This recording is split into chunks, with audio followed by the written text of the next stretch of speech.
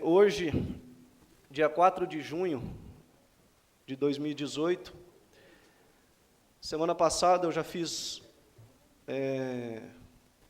um comentário aqui, fiz um pronunciamento um tanto quanto indignado com muitas coisas que acontecem no nosso país. Comentei sobre a questão da atitude que os caminhoneiros vinham tomando até então, naquela ocasião. E, na data de hoje, eu quero fazer uso dessa tribuna, não somente como um vereador, mas também como um cidadão brasileiro, indignado e revoltado com tantas coisas que acontecem e que nem tudo está ao conhecimento da população, do brasileiro como um todo. O conteúdo é um pouco extenso, eu acabei pondo no papel para não deixar faltar nada. Então, eu gostaria de compartilhar com todos nesse momento, onde eu defini da seguinte maneira: o reflexo de um país doente e que a cada dia sangra mais. O nosso Brasil se encontra enfermo, e muito enfermo. Dia após dia, seu sangue aqui, representado pelo povo brasileiro, é derramado. Inúmeras vidas são ceifadas, diariamente, pelas constantes irregularidades, definidas aqui como pagamento de propinas, abuso de poder, desvio de verbas públicas, lavagem de dinheiro, maus e desonestos políticos, além da pior de todas as doenças políticas, ou seja, a corrupção. O nosso país vive fadigado, o nosso povo é diariamente extorquido, paga caro e não possui retorno algum. Infelizmente, somos reconhecidos no mundo inteiro como uma negativa referência política. Afinal, motivos para isso não faltam. Recentemente, fomos lembrados pelo maior esquema de corrupção já visto, algo que marcou a história do nosso Brasil. Refiro-me à Operação Lava Jato, que envolveu lavagem de dinheiro e o pagamento de propina a muitos políticos, causando desfalque de bilhões que poderiam ter sido usados em benefício da nossa população. É claro, não podemos esquecer de outros casos também importantes, a ponto de serem lembrados e diretamente ligados a tantos políticos. Alguns até em seus cargos eletivos em plena vigência. Como não citar os escândalos da Odebrecht, o caso PC Farias, as contas na Suíça e os desvios de dinheiro de obras públicas por Paulo Maluf, Fernando Collor, as regalias e joias de Sérgio Cabral, mensalão, pedaladas fiscais e por aí vai. Não menos importante, também temos muitos casos de corrupção considerados menores e que não são praticados somente por agentes políticos, mas sim por muitos cidadãos que sonegam seus impostos, praticam e procuram alguma maneira de subornar autoridades, além de comprometer a sua melhor ferramenta para a mudança deste país. Refiro-me ao nosso voto, tristemente por muitos vendido ou trocado por algum benefício próprio. Faço aqui duas perguntas. Por que todas essas situações acontecem? Por que essas situações nos trazem tais consequências? E eu digo aqui a todos, no meu entendimento é simples. Todas essas situações acontecem no Brasil por falta de punição, falta agilidade em seus serviços, falta fiscalização, faltam leis que verdadeiramente possam punir.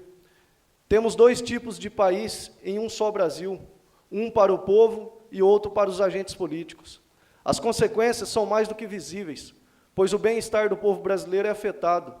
Os problemas econômicos são reais, a desigualdade social é explícita, a violência só aumenta, o caos já está instalado, a guerra, apesar de fria e silenciosa, já está declarada. É uma guerra que mata muito, o brasileiro morre às mínguas, com a falta de atenção dada pelo seu governo e seus governantes. Não usufruímos de saúde com qualidade, não vemos investimentos na educação, local principal e com um verdadeiro potencial para mudar a cultura do país. Não gozamos de segurança, o crime cada dia mais se instala na vida em sociedade. Já não temos paz. Resumindo, não vivemos, nós sobrevivemos. Trazendo para uma outra linha, agora falando um pouco mais da política propriamente dita, de uma maneira mais direta, gostaria de tratar os seguintes assuntos: fundo partidário, fundo eleitoral, gastos com agentes políticos e arrecadação de impostos. Somente este ano, através do orçamento da União, ficou reservado incríveis 888 milhões para o fundo partidário. 5% desse valor distribuído igualmente entre todos os partidos e 95% de acordo com a quantidade de votos que cada partido obteve na última eleição. Ser justo ou não é uma outra discussão, pois foi criado por lei e é constituído por verbas públicas. Isso mesmo, pelo meu e o seu dinheiro, para a campanha política e sustentar vagabundos. Tudo previsto pelas leis 9.504 de 97, artigo 38 da Lei 9.096 de 95, que depois veio a ser alterada pela Lei 11.459 de 2009, além da resolução do TSE 21.905 de 2004. São 35 partidos políticos atualmente no Brasil. E aqui deixo o meu questionamento. Para que tantos partidos? Se somente os interesses próprios de cada um deles é observado. Se são tão diferentes, se têm ideologias diferentes, por que temos a questão das coligações? Vocês acharam que era só isso? Não. Ainda quero falar do fundo eleitoral. Repito, fundo eleitoral. Totalmente independente, que neste ano de 2018, ano eleitoral, destinará 1,7 bilhões, 1,7 bilhões da arrecadação dos nossos impostos para financiar campanhas políticas. E aqui quero fazer uma ressalva. Na última eleição que todos nós aqui participamos, ano de 2016, só o TSE arrecadou 98 milhões, que é destinado aqui para o fundo eleitoral para financiar campanhas. Esses 98 milhões foi arrecadado, sabe de que forma? Daquilo que nós estamos todos acostumados e vivemos ouvindo diariamente. Eu prefiro ficar dentro da minha casa do que ir votar. Eu pago uma multa de R$ 3,50, mas não vou perder meu tempo. Então, esse cidadão brasileiro que opta por isso, ele está financiando campanha política indiretamente.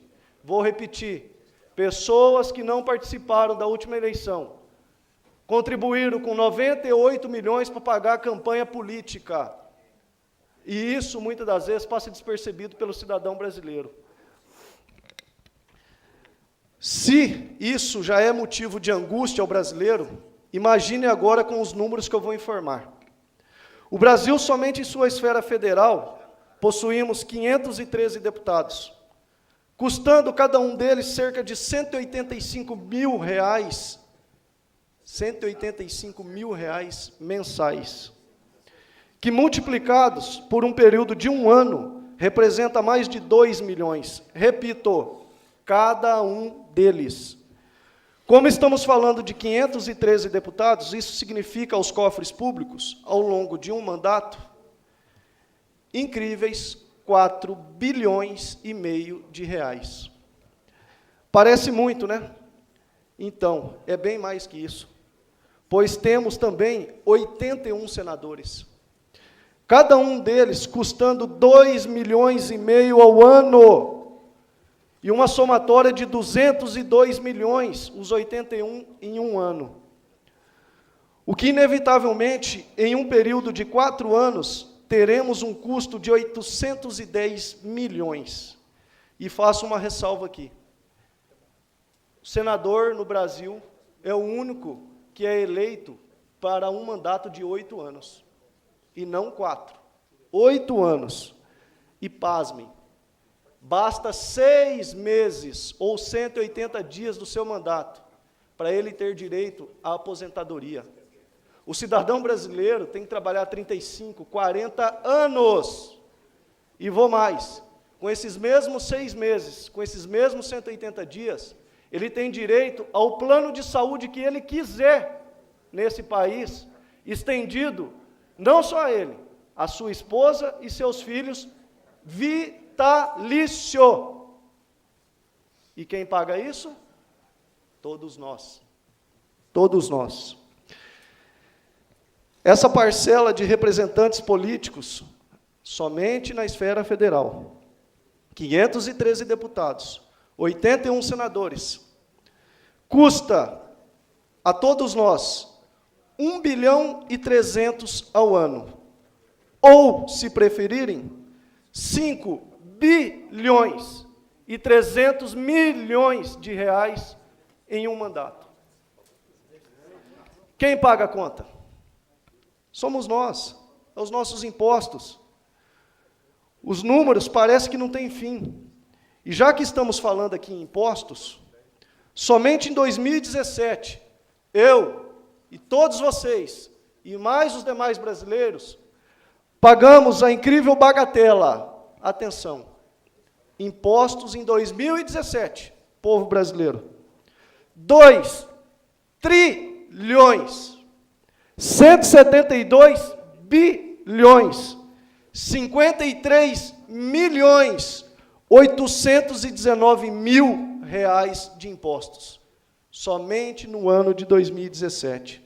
O Estado de São Paulo, que representa 37,4% da arrecadação do nosso país, sozinho arrecadou 801 bilhões. E o nosso município, que representa 8% da arrecadação do Estado, foi arrecadado de impostos aqui em São Roque 65 milhões, 127 mil reais de impostos. Assim, entenderíamos que o Brasil deveria, como um dos maiores arrecadadores de impostos, ser também o país que mais retribui ao seu povo. E aí vem a tristeza. Somos somente o 30º nessa fila. Somos um dos primeiros que mais arrecada, mas somente o 30º que dá o retorno à sua população. Enfim, nobres pares, população, internautas, eu trouxe aqui, realmente, alguns problemas e talvez possamos aqui nos perguntar que soluções temos para isso. Confesso a vocês, solução eu não sei se tem. Alternativa, sim. Alternativa, sim. No meu entendimento, é necessário, e isso só é possível, na esfera federal, somente lá em cima. E por que eu estou trazendo isso em pauta agora? Porque isso depende de todos nós. É nós que votamos, é nós que escolhemos nossos representantes. Se o Brasil, senhor presidente, se o Brasil não fizer um congelamento, estipular um teto salarial nas 3 esferas, executivo, legislativo e judiciário, o país não vai aguentar. E esse congelamento tem que ser, no mínimo, de 15 a 20 anos. Qualquer cidadão brasileiro consegue viver tranquilamente com 15, 20 mil reais por mês. Não podemos aceitar uma situação dessa. Nós não podemos aceitar uma situação dessa. Em 2016, foi apresentado pelo senador Magno Malta uma PEC pedindo o congelamento do teto salarial. De 81 senadores, somente 28 assinaram. Se o país não observar essas questões, o país vai quebrar. O país vai quebrar. E tudo que nós estamos tendo, aos trancos e barrancos, vai acabar. Nem aos trancos e barrancos nós vamos ter mais. Por fim, faço desse último acontecimento no país, através da atitude de tantos caminhoneiros, pais de famílias, lutadores como a maioria do nosso povo, categoria muitas vezes sequer lembrada por tudo que fazem, responsáveis por simplesmente trazer tudo até nós, tudo que necessitamos para viver, demonstrar um ato de bravura, infelizmente não entendido pelo povo brasileiro, que ao invés de unir e lutar por essa causa justa e necessária, foi egoísta, como sempre, e deixou de mostrar que o nosso país não suporta mais tanta angústia, tanto sofrimento, tanta dor, e que só é possível de acontecer porque neste país muitos sofrem e poucos se lambuzam em mordomias. E aqui quero deixar claro que na próxima semana eu vou estar trazendo agora levantamento sobre o nosso município, os quais eu entendo e acho importantes para que também tenhamos posturas e atitudes diferentes dentro do município. Chega. Eu cansei de ser só mais um. Eu não nasci político, eu não nasci vereador. O senhor me permite uma parte? Nunca fui omisso, e não será agora que serei. Eu não tenho, nunca tive e nunca terei rabo preso com ninguém. Eu cedo a parte ao nobre vereador Marquinhos Arruda. Palavra em parte, vereador Marquinhos Arruda. Vereador Cabo Jean, aqueles que têm o convívio com o nosso trabalho mais próximo, sabem que o que eu vou falar não é demagogia, falo porque tenho admiração pelo senhor, pela forma que conduz sua vida, tanto privada quanto política. Ressalto agora a todos que o momento que nós vivemos na semana passada, cabe também para cada cidadão refletir que um país melhor, um político melhor, ele também vai se fazer por um cidadão melhor. Que muita gente fala e atua sobre a demagogia. Quer falar para o povo o que ele quer ouvir, pensando que vai haver voto daqui 4 anos. E eu digo agora o seguinte, muitas pessoas na semana passada se utilizaram do momento para oferecer carona para vizinho que ia para Sorocaba trabalhar ganhando dinheiro. Supermercados, comércios, o senhor me dá mais uma parte? Para aumentar o preço da gasolina na necessidade do próximo. E eu falo algo nessa tribuna há tempos já e volto a dizer. Muitas pessoas que conhecem outros países do mundo voltam sempre com o mesmo discurso. Nossa, como lá fora é bom, como lá fora tem justiça, como lá fora... Só que lá fora, no momento de uma tempestade, de um vendaval, um vizinho dá para o outro. Só que lá fora, em países da Europa antiga, as pessoas dividiam a caça, porcos, javali, gordura.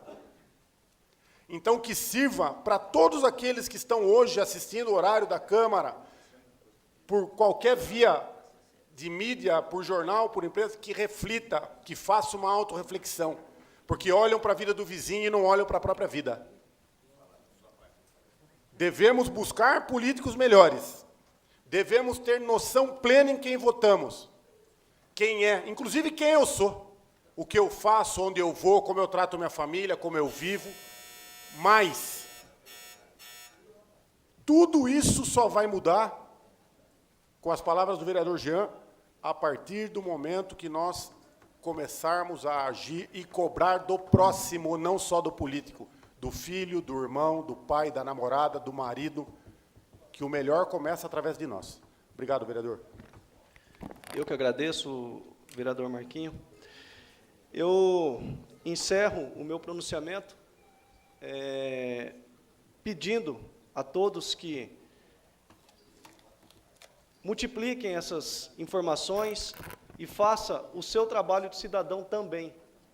Leve aos demais que acham que a obrigação dele é somente ir lá no dia da eleição, votar e escolher o seu candidato e achou que resolveu o problema do país. O nosso problema é muito mais, a nossa obrigação é muito além. Eu peço desculpa pelo passar do tempo, senhor presidente, agradeço mais uma vez o vereador Rafael Tanzi, agradeço a compreensão de todos e uma boa tarde. Muito obrigado.